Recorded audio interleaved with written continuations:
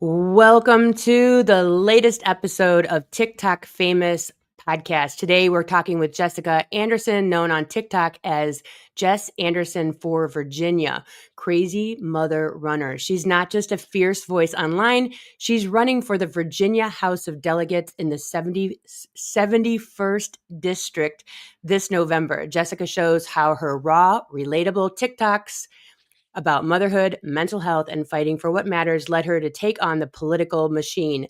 So stay with us as we talk to Jess Anderson. Hello. You're listening to the TikTok Famous Podcast, where viral fame meets raw reality. Join your host, Meredith Willits, as she dives deep with your favorite creators to uncover the real stories behind the scroll, the highs, the lows, the algorithm chaos, and everything in between. This is not your average interview. This is the TikTok Famous Podcast. Sorry for that. I pushed the button and it didn't want to push. It was like, I don't want to go. I want to talk to Jess now. That's hilarious. Thank you so much for being on the podcast. Thank you for having me.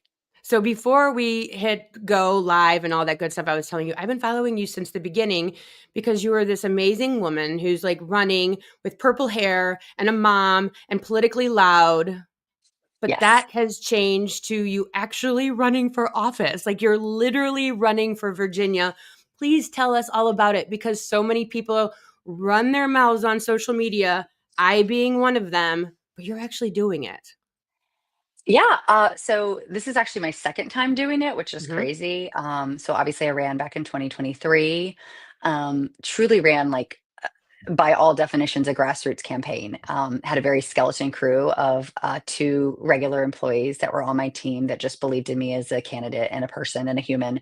And then fully supported by my family, thank God, because this is not something you can do without a support system in your house. And then, yeah, I had one of the least funded budgets as a competitive district goes, even though by a lot of metrics, a lot of people on the outside didn't see me as a competitive seat. Um, we averaged, just to be like a concept, we averaged about $12 and some change per vote. The next cheapest competitive race spent about $75 per vote. The most expensive was $276 per vote. Wow. But we had the fourth highest turnout in the state of the 100 delegate races, and we missed third by less than 10 votes. So not only were we inexpensive, but we were efficient with our dollars. I think running for office, you have to like you said, if you're going to talk the talk, walk the walk. And it was the voter outreach and the conversations with voters at the doors, at local community events that we were hosting, whether it be a meet and greet or a local fundraiser, or a town hall, which I just had my first official town hall this past week. So just Congrats. opportunities, thank you, to put people in the room that may or may not agree with me and to have some difficult conversations. As we both know, being online, it's super easy for people to say the most heinous thing to you Yeah. because they're not in your face. They're not talking to you eye to eye. And they are quite literally keyboard warriors and they can say what they want without accountability. You don't have that same reaction when we're talking about people that live in your community, that are in your face, that you're at their door saying, hey, I'm introducing myself to possibly represent you. What do you want from me? And so I think that really changes the dynamic of the conversation. It's no longer it's a debate, it's a dialogue. So I'm really grateful I get to do this. It's something that I never imagined myself doing. I did not grow up political. I did not grow up having conversations about any of these things. That was just not, it was very taboo in my house growing up. And then I actually got married super young. I got married at age 20. I couldn't even drink Oh, at my own wow. wedding. And I married into a very conservative Christian household that had very, right wing political ideologies. One thing that I was never moved on was the pro-choice conversation. I had an abortion. I've been very public about that, and I had it at 18. And I felt like there's one thing that politicians don't belong, and that's in my healthcare decisions. Um, and that just doesn't apply to reproductive rights across the board. Like there is a reason that doctors are doctors and Yeah. politicians are politicians. And so that was one thing that we didn't talk about in that during that 13-year marriage, especially with my extended family there. But I did Did your have husband know that you had abortion though? yeah, actually no, my ex-husband actually Oh, your met ex, sorry. me. Yeah, no, it's okay. He actually met me prior to me having it, and was actually a support system when I went through the decision. It wasn't his. Hmm. It was my high school sweetheart, but it was the fact that I think a lot of our bonding came from actually that experience. And then And I as we always would tell know from people TikTok, that's trauma bonding. it was trauma bonding, and it's also, and I talk about this a lot now too. There was a stigma. There's still a stigma around Of course. making that decision. And honestly, that stigma, I don't regret that decision. That decision led me in a different path. I went on to have three healthy, beautiful girls that, I get to, watch grow up and be incredible, strong, loudmouth women as well. But, it's the fact that, we make decisions in our life, and sometimes other people don't understand them or agree with them, but the right decisions for us and our Yeah. path. And I think that there was a stigma though, because even in that time when I knew it was the right decision, I'd had conversations with my family, my parents, my significant other at the time. Like, it wasn't a decision I made really on my own. I had a lot of input to know, you know, do I have a support system? And am I going to be able to live my life and move forward? And I knew that the people I cared about said no, like, we're Wow. not prepared to support you in that way. And this is going to be, fall on you. And I mean, I was 18, I was in college, like, it just wasn't something that I saw myself becoming a mom. And, but again, I, met my then ex, in that process and in that time frame, and he was very supportive. But it's funny because I married into this family that would have literally, just condemned my actions. But I did have some right-leaning perspectives over the years being in that kind of bubble, shall we say. Yeah. I grew up with people that were, by every definition, like-minded. Um, so I had voted both sides of the political fence. It's funny because it was, if a politician was ever publicly pro-life, I never would vote for them. Like, that was the one, like, that was my red line in the sand. Like, no, you're not Yeah. getting my vote. But I mean, I was listed even in our Virginia database up until I think 2 years ago when I participated in my second Democratic primary, that I was listed as an independent because I had voted so balanced on both sides of the ticket over the years. Yeah. So it was kind of funny to see that and be like, I'm the Democratic candidate, but I'm currently listed as an independent in this stupid database. Um, but yeah, so obviously, I had three children. Went through a really challenging divorce. Had some separation with my church, and just a lot of kind of, it's always say, come to Jesus moments, and found myself navigating social safety nets, and really having to, for the first time, ask for help. And that was a really hard concept for me.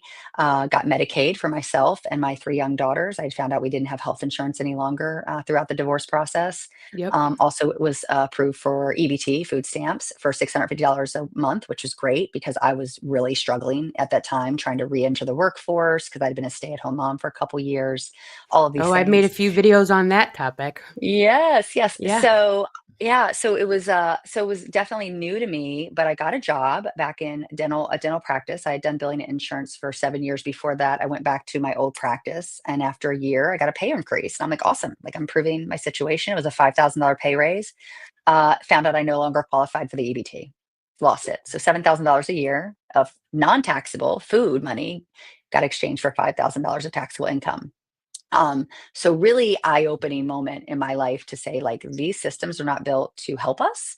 They are not built to help us elevate and get out of a difficult or, low income situation, which was where I Exactly. was at as a single mom of three. And I was really disheartened at the reality of that situation. So fast forward, I met and married my current husband through the running community. I am a runner, as you said. I literally have a runner as my I in my name on all my advertisements. But we've been married now 8 years this September. But a year after we got married, I had the opportunity to work in my younger two daughters' public school, elementary school, and yet again, like, this other personal lived experience where I was seen behind the curtain, how underfunded and underappreciated our educators and staff were, the disparities that existed in a community that, by every standard from the outside looking in, looked very wealthy, very, very elitist.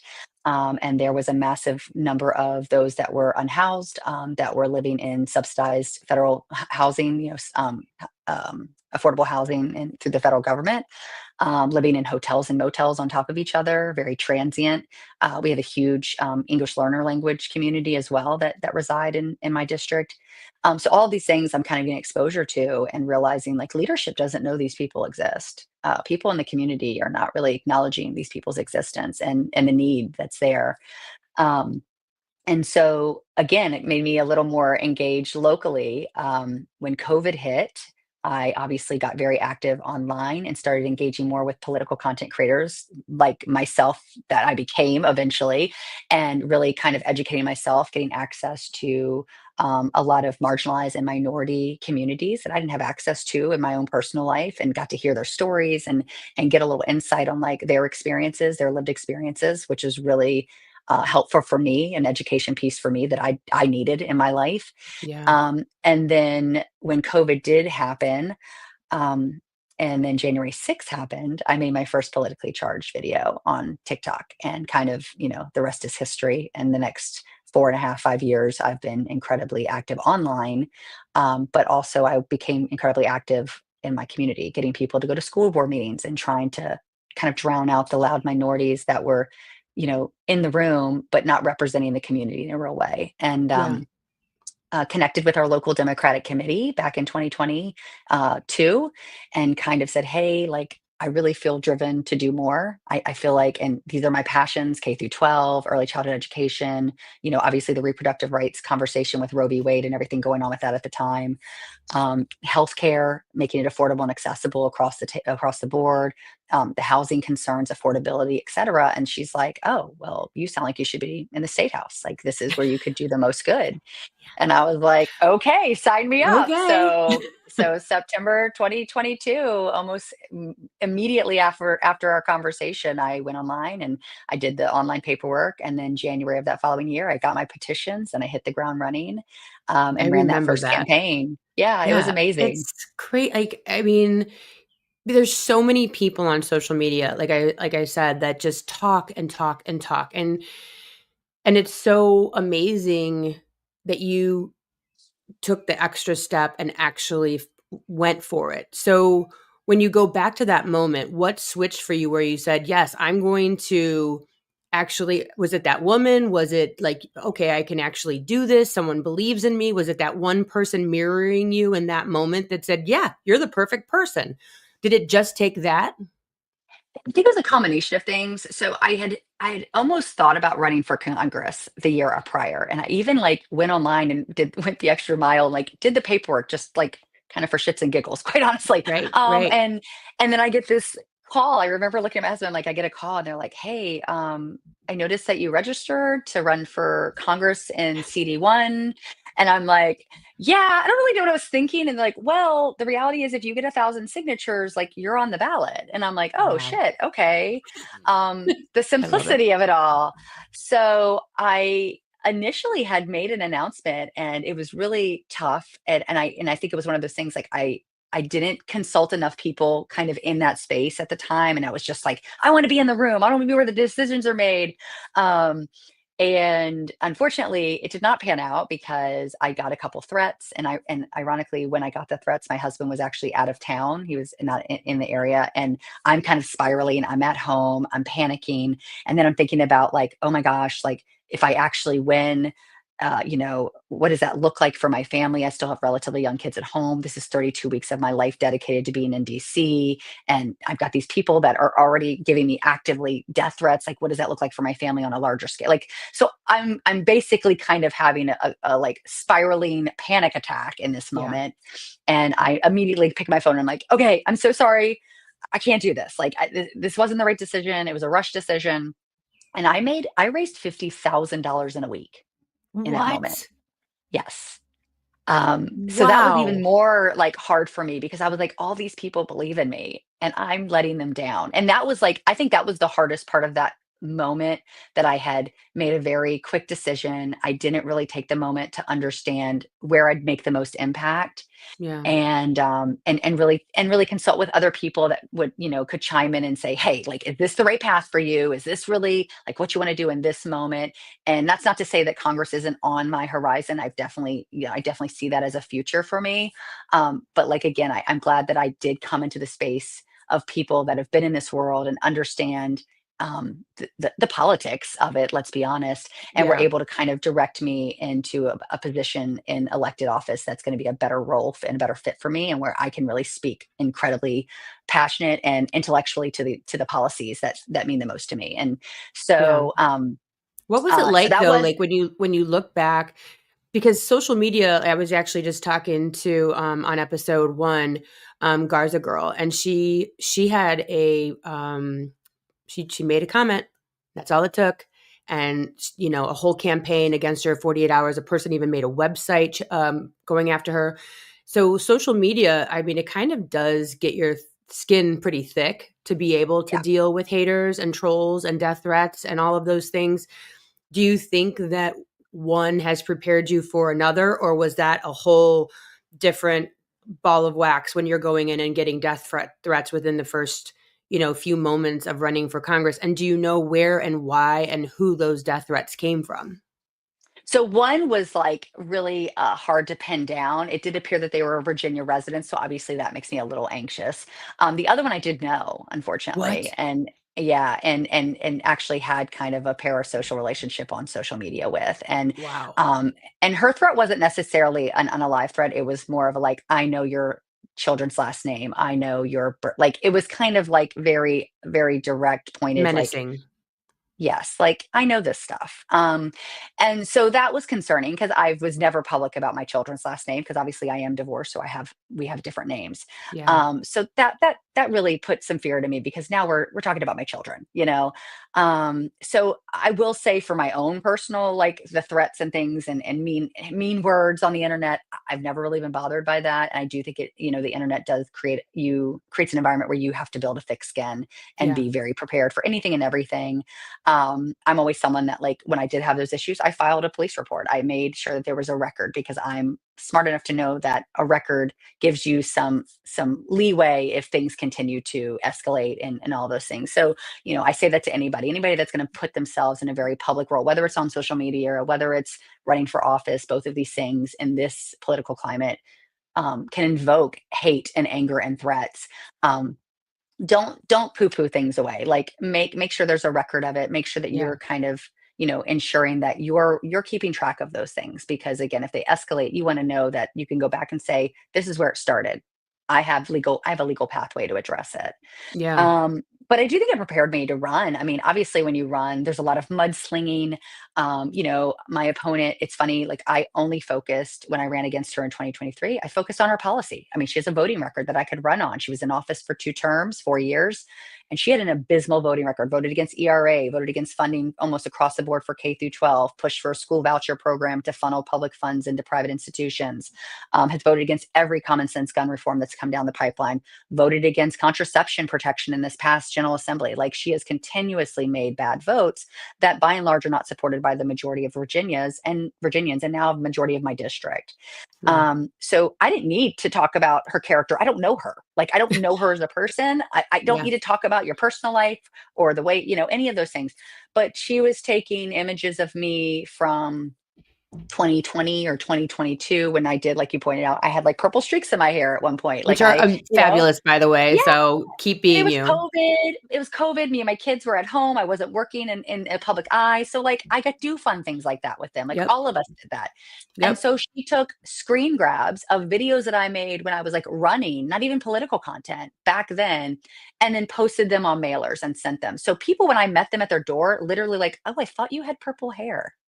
And I'm like, no. People evolve. And they're and I was like, that was something that me and my kids had done Yep. during the COVID timeline. It was fun. It was like something And to not do that there's that anything I wrong with it. had. If you have purple hair out No, there, if you have I pink love to have hair, purple hair. yes, run for office, please. We need Right. you. We have some great people with some great colored hair that are running for office in Virginia this year, I'm just gonna say. But, like, There you I thought it go. was fun, you know? I've also had, like, the blonde streaks, like, and I only am not doing it right now because it's destroyed my hair, unfortunately, and made it really weird Yeah. textured. But it was just so funny to see her, like, it Yeah. was their way of, like, radical leftists, you know, and I'm like, No, I'm, like, literally just an everyday mom, working class woman, living in this community." And so I leaned into that. Like, this has been my home. I've worked in Williamsburg, which is part of my district, since I was 14 years old. I'll be 44 this year. Like, I have worked Wow. in this community for 30 years almost. Yeah. My first job was at Busch Gardens, like every other 90s kid growing up in this area. I love it. And, you know, I've lived here for 25 plus years. I've raised my family here. My kids have all gone through and are continuing to go through our public school system, both in New Kent and in the other district that I live in now, which is WJCC. Like, this is my home. And so I'm not running to, like, have this title. It's definitely not for money. We make just over $17,000 a year as elected officials Yeah. because it's a Wow. part-time assembly. This is me wanting to truly represent the people that I care about and that I consider my community and my friends and my family, et cetera. And so I think that was recognized across the board. And I also point to the fact that I have lived here so long. So I worked for a very well-known family-owned dentist practice for 10 years. I work in the front office of one of our 16 public schools in the division. I am a swim mom. I was a cross country mom and track and field mom. I coached a run club for our elementary students, both here and in the other district adjacent in New Kent. Like, people know me with all these different hats, Yeah. and they don't see me as, like, political or Democrat Jessica Anderson. They see me as Jess. Like, Yep.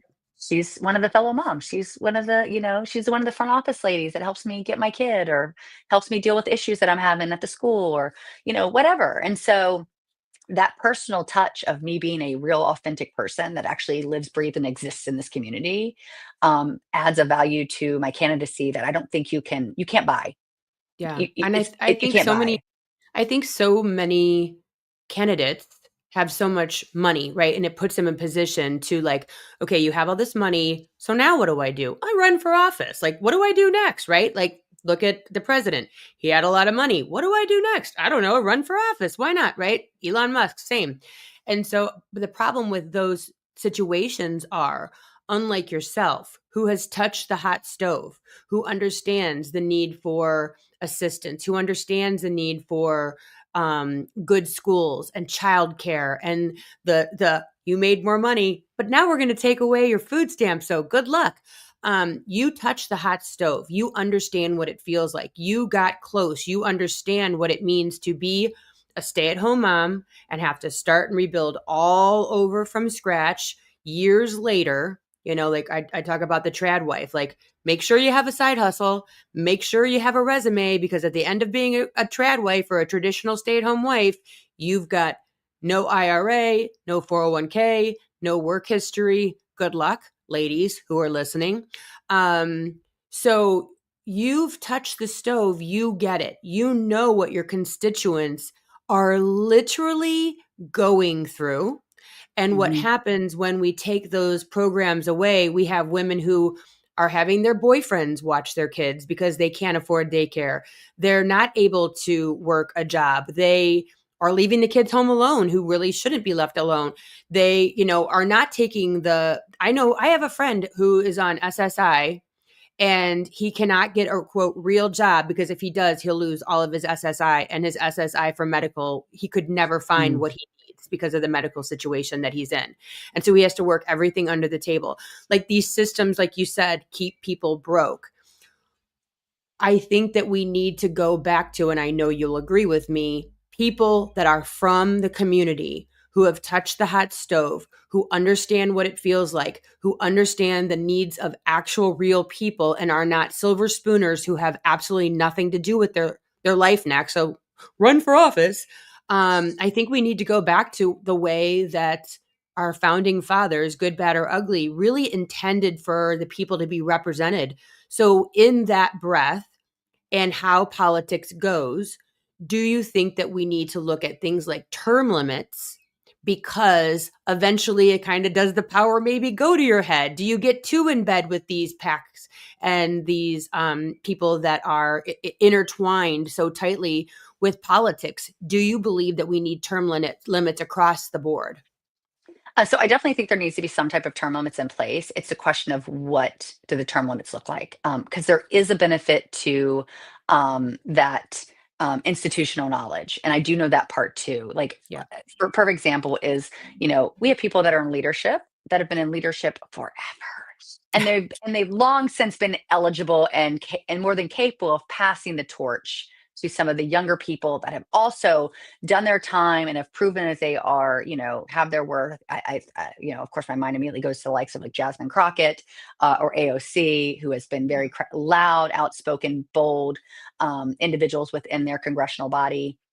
And they have been overlooked for certain leadership roles. And that's unfortunate because of the fact that this is an opportunity, again, to recognize their strengths and pass the torch on because they have the institutional knowledge. They've been in this role and they know it. I do think that, I look at my General Assembly at the state level, and last election cycle, we had some of the highest turnover for new delegates that entered the scene and senators, but specifically delegates. And with that, like, it's great, new blood, fresh blood, which I definitely want to see because we want some new ideas coming in. There's also this level that you do lose a little institutional knowledge in that passing. I know in the Senate side, they lost two senators that had been there for a very long time. One retired and then one lost his reelection. But these are two individuals that actually had incredible abilities to work across the table. They were legitimately willing to have, dialogue with their opposing party on the other side. In fact, the people I'm talking about, one is a Republican, one's a Democrat, and both of them were very well liked across political lines because they were doing the work. And Virginia is very different than the Congress. This is a different, kind of sphere, but it's the fact that when they left, one because of choosing and one because of losing, that institutional knowledge also went out the door. And Yeah. so there is a piece there that we need to find a balance. I think that there's a certain amount of time, like when you have reached a certain point in your thing, like know when to say goodbye and Yeah. walk away from that role. You did the good work. Move on, or by your Yeah. definition, your good work, because obviously there's people in there that also have leadership that I don't think are doing good work. Yeah.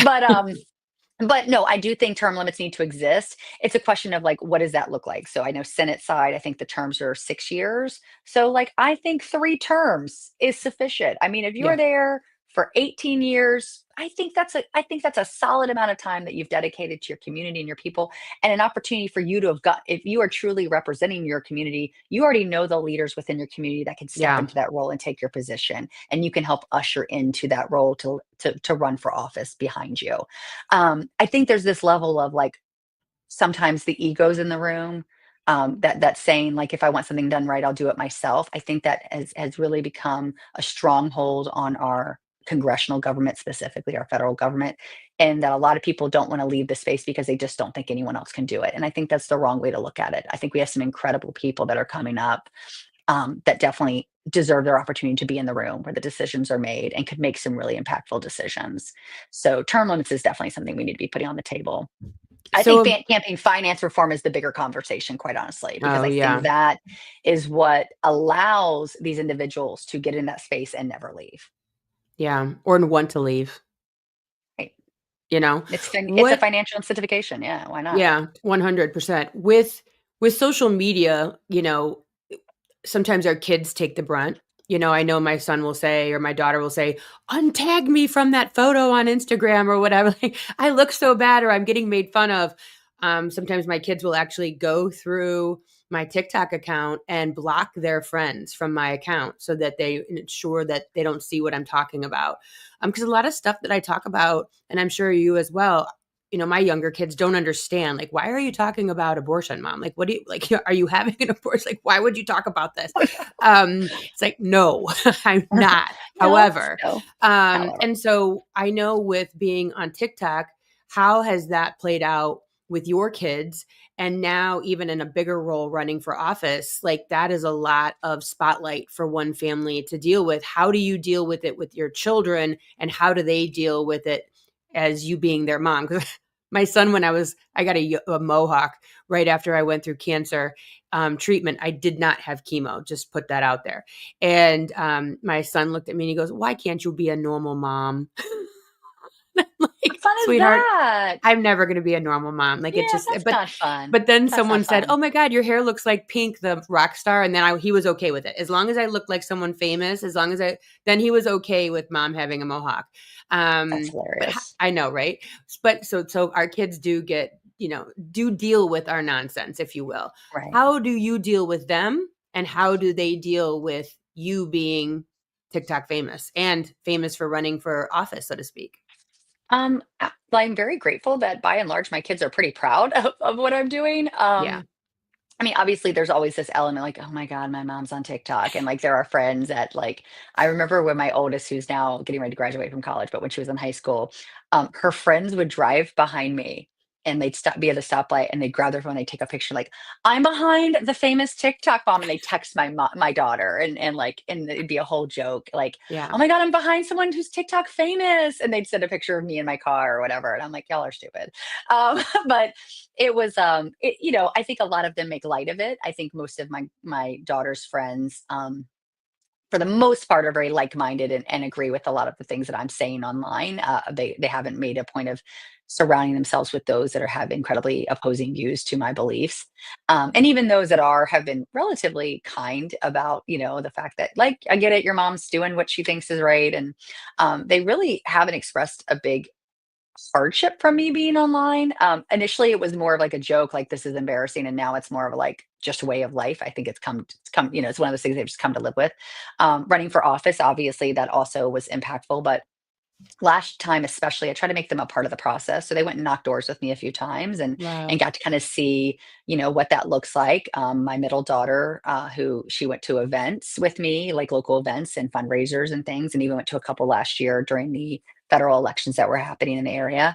And then, my oldest, like, got to vote for me, which was really cool. That was her, it was her second That's election so ever. cool.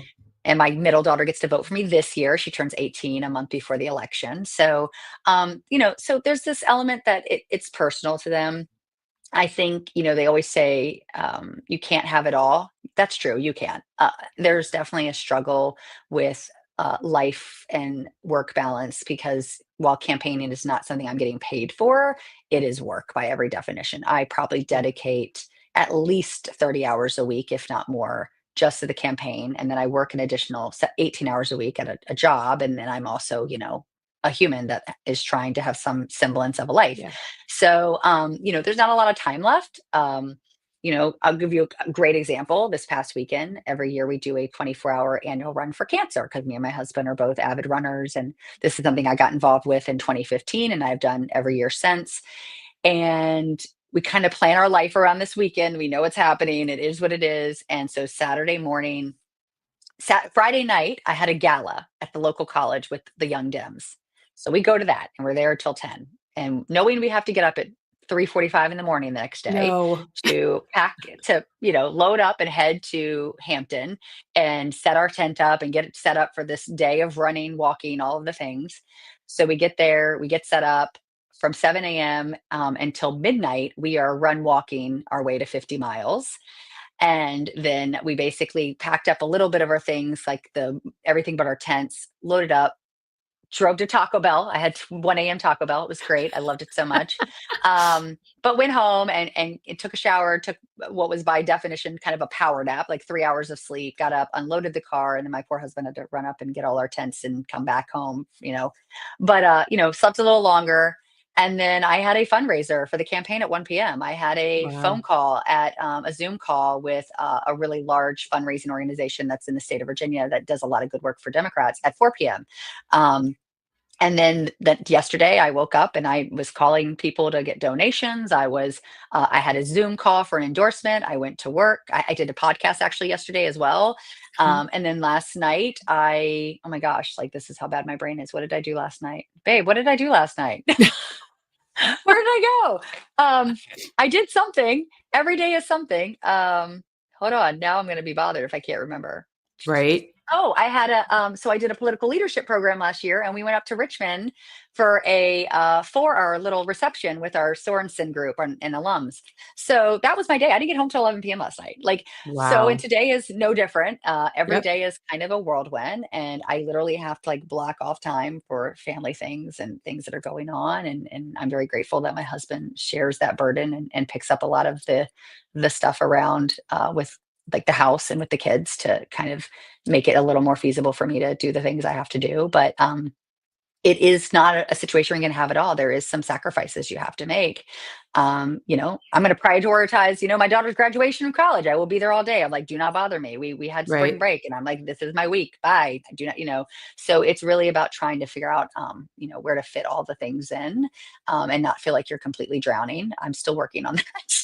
Yeah. But it is a big ask. And I think, when you want to serve the community and be a truly a public servant, I don't think people quite understand the level of dedication and time that you're going to have to invest, especially in a Yeah. seat where I'm at, which is incredibly competitive, because this isn't one where just having a D or an R in front of your name is enough to get you to win, which a lot of districts have that privilege. And unfortunately, I think it creates an environment where the candidates aren't doing the good work. They're not engaging with their voters. They're not truly representing the people that they were, voted in by. And which is why I see low voter turnout in these districts that are strong reds or strong blues. Where in my district, like we have voter engagement because of the fact that there is a real need it's a flip of a coin in how Yeah. close the race could be. I mean, I lost by 667 votes in 2023 in a That's seat that I amazing. was predicted to lose by 3,000 plus votes, which was nowhere near that number. So, like it's just the fact that there is room to flip the seat, but it takes me, making sure that people know I see them, I'm listening to them, and that I remain relevant in the district in a very variety of ways. Yeah. There's so many people when I'm out and about, like some people know I'm on TikTok, some people don't in real life. And there's this idea that we're out here dancing on TikTok or, I don't even know what else. It's always the dancing, right? Do you think that you would be where you're at today without being on social media, without kind of getting this, I don't even know, like No, grassroots teaching, self-worth, learning how to use your voice, learning the power that you have of like, wait a minute, people like me. Wait a minute, people like what I have to say. Wait a minute, I can actually do this. Wait a minute. Do you think that you'd be where you're at today doing what you're doing without social media, without TikTok, without that kind of learning landscape of social media?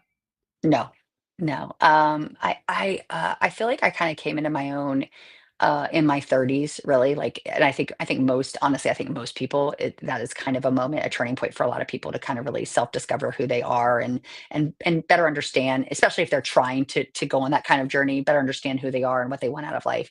And so in my early 30s, I feel like I did a lot of that, a lot of like introspection and like what does Jessica actually want? Because I was always a people pleaser growing up, and always kind of worried about what everyone else thought of me or about me or what I could do for others. Like my love language is giving. Like that's just how I've always been. And so it was the first time in my life that I'd hate to say it, but I was kind of selfish and kind of recognizing like I need to be taking care of me and my mental health and worrying about me and putting my, wants and needs first.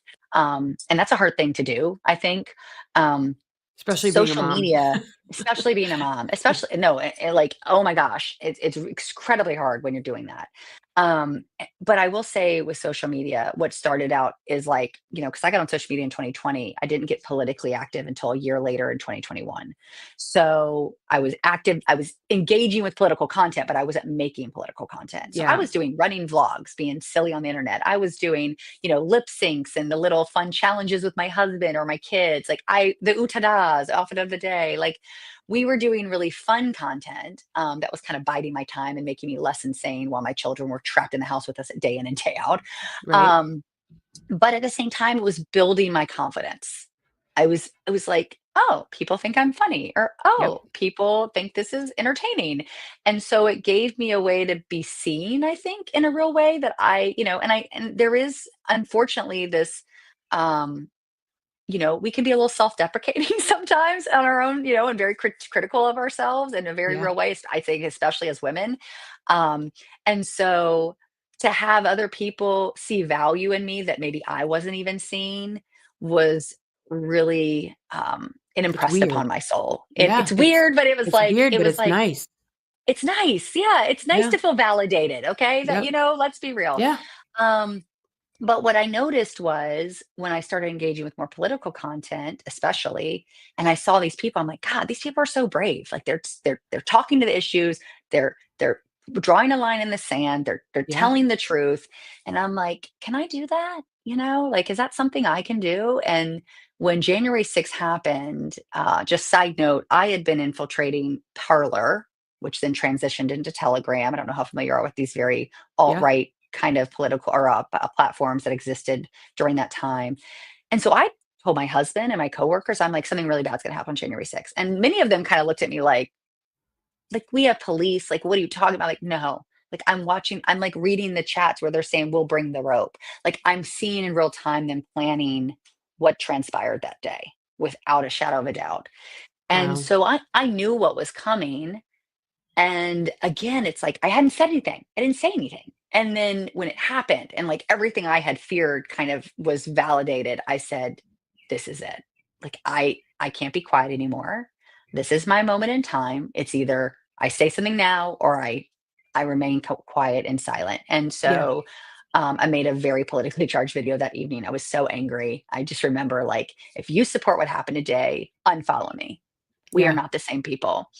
Um, And and that's I scary and I to do. leaned People don't realize, like, when you yeah, get a pretty decent following, to yeah, make that type of a statement can make or break your following. Like, people you don't yeah, know who's following you, you don't know, and it's scary to say stuff it's scary to come out about divisive issues in a very strong way because a lot of people make money off of it. Your ego comes from the follower count going up or down, and so to make that kind of a statement, I know it sounds dumb to people that aren't creators, but that is probably one of the scariest moments is it making that is. type of a statement as a creator. Just to put that out there, Absolutely. if you don't No, get what it really is. I mean, because you are drawing a line in the sand to people that Yes. have come to know you in a parasocial relationship online and feel like they're a part of your world and community. And Yeah. you're saying, well, if you feel this way, you're no longer a part of my community. And Yeah. it is very divisive. And I admit that, but that's where I was. And it Yeah. was like, I can't be fun and lighthearted anymore when I'm watching what's happening. Yeah. People are dying Um, literally days after right. police officers were Yes. dying.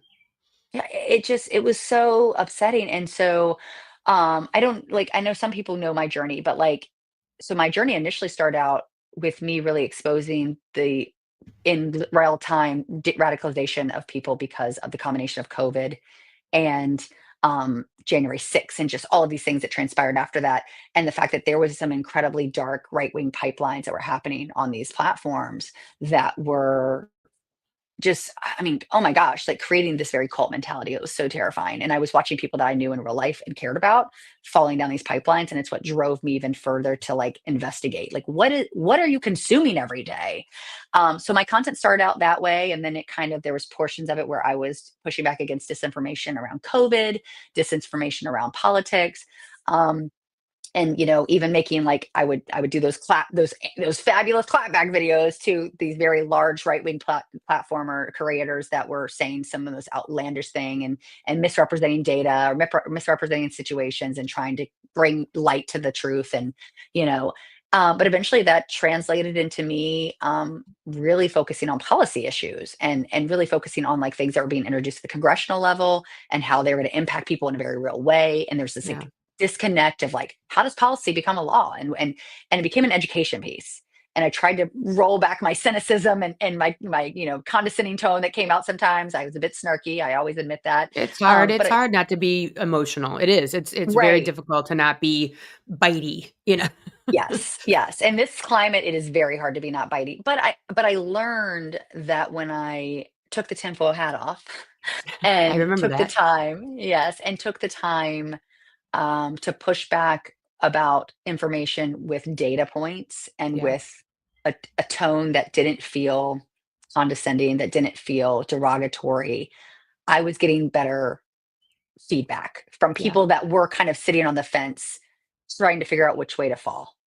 Yep. And I was like, this is where the difference is going to be made, is me being able to facilitate these type of conversations. And it's funny because when I made that divisive video on January 6th, I had, I think, somewhere around 20 or 30,000 followers. Nothing like terribly significant. I mean, big for me, like it still felt really big for me. I remember Yeah. hitting 10,000 and being like, oh my gosh, but when I started speaking up and really changing the way I went, I immediately grew to 200,000 and then 300,000. And then, now I'm sitting just south or just north of 600,000. And so it says to me that being your true self, being authentically you, and being honest about where you stand on certain issues is not a bad thing. And there are people that want to hear those things. And it was nice to know that, it gives me the sense that I'm not alone.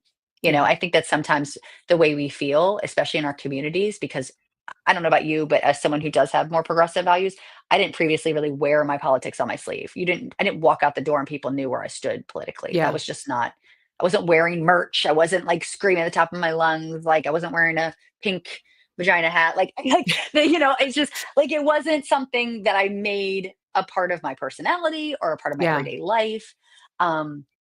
So it's the fact that I think being a voice on social media has made people feel more emboldened to be authentic and honest about where they stand and push back. And I think right now, especially, that's so vital that we are a voice and we are a collective voice that says, you know what, we're here. We are not a minority. We do exist and we do have value. And our value right now needs to be in our vote each and every Yeah. time, as long as we have the right to vote.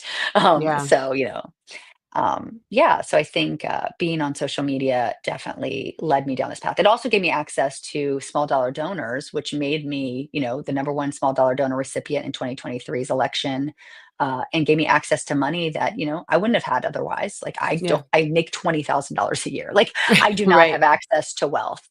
So it's just the fact that, this is not something that an everyday person could fiscally do without a Yeah. real grassroots movement.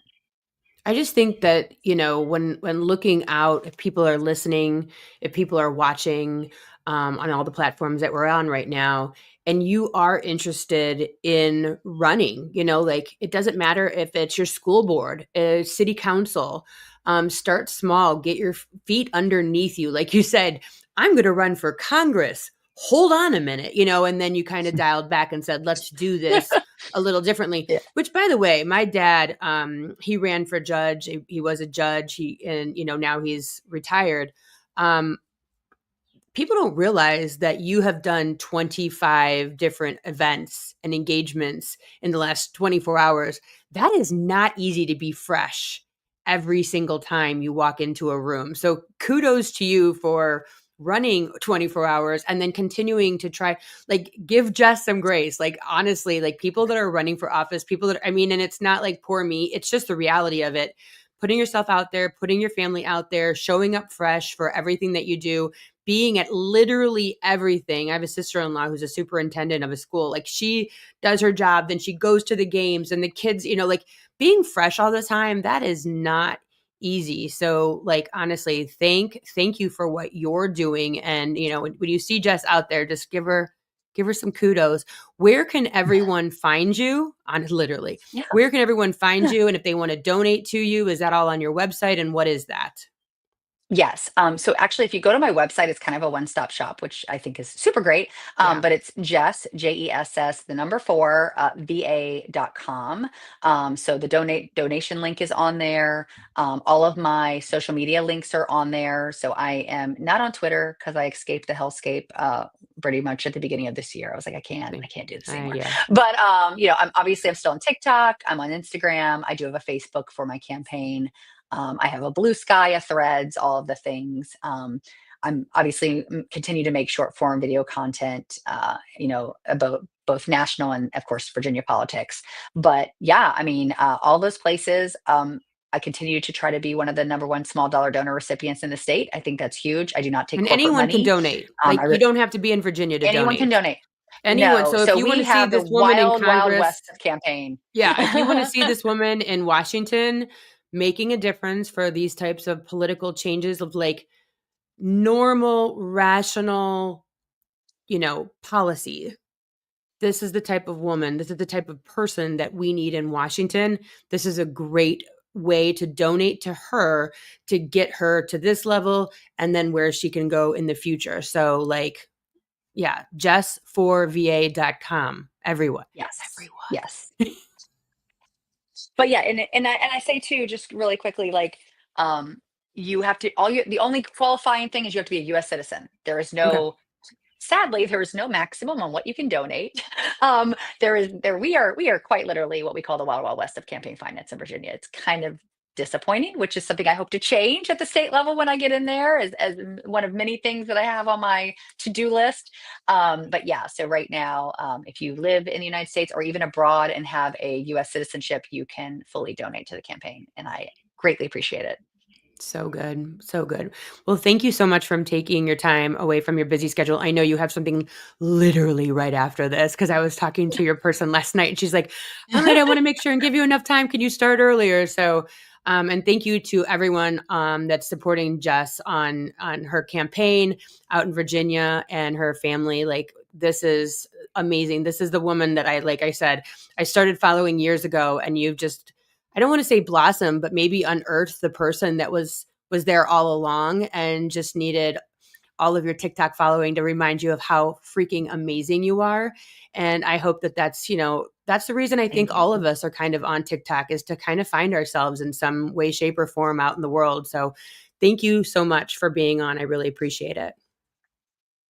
Thanks for tuning in to the TikTok Famous Podcast with Meredith Willits. If you're loving the unfiltered stories and behind-the-scenes truths, be sure to subscribe, leave a review, and share the show. Until next time, let's get famous.